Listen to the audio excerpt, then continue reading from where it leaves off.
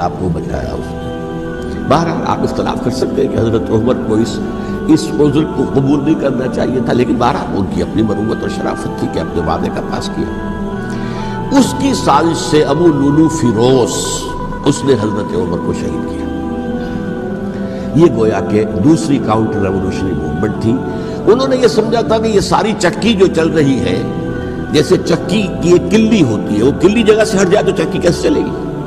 یہی بات حضرت علی نے فرمائی تھی حضرت عمر رضی اللہ تعالی عنہما۔ جب شام کے محاذ پر کچھ پسپائی سی ہو رہی تھی تو حضرت عمر نے ارادہ کیا میں خود جاؤں گا محاذ پر اور کمانڈ کروں گا۔ حضرت علی رضی اللہ تعالیٰ عنہ نے فرمایا کہ نہیں امیر المومنین آپ مت جائیں، چکی اسی وقت تک چلتی ہے جب تک کہ کلی گڑی ہوئی، آپ کلی ہیں اس وقت اس نظام کی جس کے گرد یہ اسلام کی چکی گھوم رہی ہے، آپ مت جائیں۔ لہذا حضرت عمر نے ان کی بات مانی، اس قدر صائب مشورت ہمیں دیا تھا۔ بہرحال انہوں نے یہ سمجھا تھا کہ عمر ہی کے بل پر چل رہا ہے یہ سب کچھ، لہذا عمر کو پیچھے ہٹا دینے سب بیٹھ جائے گا۔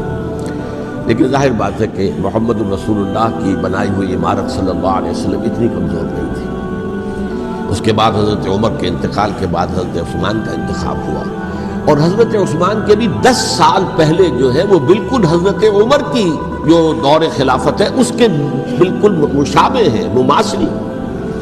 ہمارے ذہنوں میں یہ تصور بٹھا دیا گیا کہ سارے 12 سال شاید فتنہ ہی فتنہ رہا، فساد ہی فساد رہا، دنگا رہا، لڑائی رہی۔ نہیں، 10 سال پورا امن، اور جس طریقے سے فتوحات کا سیلاب حضرت عمر کے زمانے میں جا رہا تھا اسی طریقے سے حضرت عثمان کے 10 سالوں کے دوران گیا۔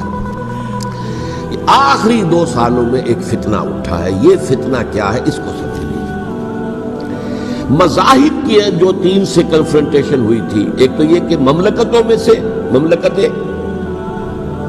ہرقل، مملکت روم، مملکت ایران، رومی سلطنت کی 2 ٹانگیں مسلمانوں نے توڑ دی، شمالی افریقہ سے نکال دیا، مغربی ایشیا سے نکال دیا، لیکن یورپ میں وہ قائم تھا، اس کی سلطنت تھی، لیکن ایرانی سلطنت کا بالکل تیا پاچا ہو گیا، ختم ہو گیا۔ اسی طریقے سے 3 مذاہب سے کنفرنٹیشن ہوئی، مشرکین عرب سے، اس کا میں بیان کر چکا ہوں، ان کا پہلا وار حضرت ابوبکر کے عہد خلافت میں ہو گیا۔ دوسرے جو عیسائیوں کا معاملہ تھا ان سے بھی کوئی تصادم نہیں ہوا حضور کے حیات طیبہ کے دوران، لیکن جو یہودیت بطور مذہب، اس کو ظاہر بات ہے کہ اسلام نے اس کو ختم کیا تھا کم سے کم جزیرہ نما عرب سے۔ مدینے میں 3 قبیلے تھے جو اپنی غداری کی وجہ سے اور اپنی صلح کو توڑنے کے جرم کی پاداش میں 2 نکالے گئے، اور تیسرا جو ہے اس کے تمام جو بھی جوان افراد تھے انہیں قتل کیا گیا۔ پھر خیبر پر حملہ کیا گیا اور خیبر کو جو ہے فتح کیا گیا، وہ یہودیوں کا بہت بڑا گڑھ تھا، اور جو مدینے سے نکالے گئے تھے وہ بھی وہیں جا کر مقیم ہو گئے تھے۔ تو اس اعتبار سے، اور پھر یہودی اپنے آپ کو سمجھتے تھے اللہ کی طرف سے دنیا میں جو نمائندہ جو ہے امت وہ ہم ہیں، اب انہیں معزول کر کے امت محمد کو وہاں پر کھڑا کر دیا گیا صلی اللہ علیہ وسلم۔ لہذا وہ بہت زیادہ یوں سمجھیے ایگریوڈ، سب سے زیادہ جن کو غضب پہنچا ہے حضور کے دست مبارک سے، وہ یہودی تھے۔ لہذا ان کا جو رد عمل آیا ہے وہ ہے جس کے نتیجے میں حضرت عثمان شہید ہوئے، حضرت علی شہید ہوئے، حضرت حسین شہید ہوئے۔ اب اس چیز کو اچھی طرح سمجھیے، یہ جو رد عمل ہے یہ ایک شخص کے ذریعے سے آیا، اور اسی لیے بعض لوگ یہ سمجھتے ہیں کہ یہ خامخواہ کی کہانی ہے، کیا ایک آدمی اتنا بڑا کام کر سکتا؟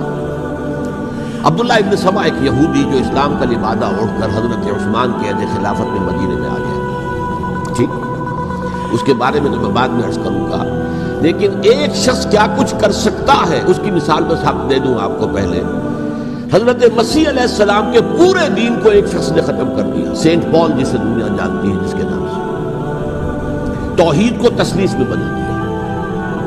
حضرت عیسیٰ علیہ السلام تو توحید کی تلقین کر کے گئے تھے، توحید ختم، تثلیث ختم، جس میں پہلے باپ ماں اور بیٹا تھے، اس کے بعد باپ بیٹا اور روح القدس ہو گئے، تثلیث۔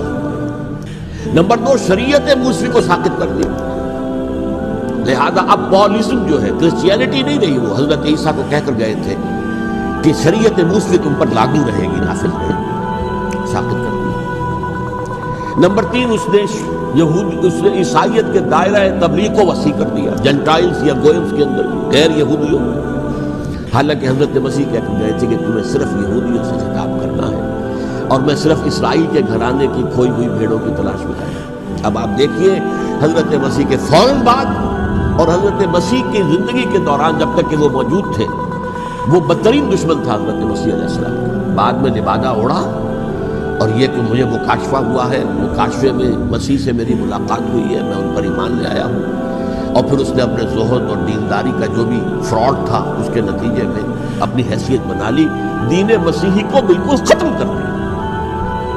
آج کہاں ہے وہ دین مسیحی؟ دی 100 کے مصنف نے بھی صاف لکھا ہے کہ جب تک حضرت مسیح دنیا کے اندر موجود تھے، عیسائیت کی حیثیت یہودیت نے ایک فرقے سے زیادہ نہیں تھی، یہودیوں کا ایک فرقہ، ایک جماعت بس۔ یہ سینٹ پال ہے جس نے اسے ایک مستقل مذہب کی حیثیت اختیار کی ہے، تو it should be called Paulism، اور یہ ایک آدمی کا کام ہے۔ اسی طریقے سے یہ تو ہو گیا حضرت مسیح کے فوراً بعد، رفع سماوی کے فوراً بعد۔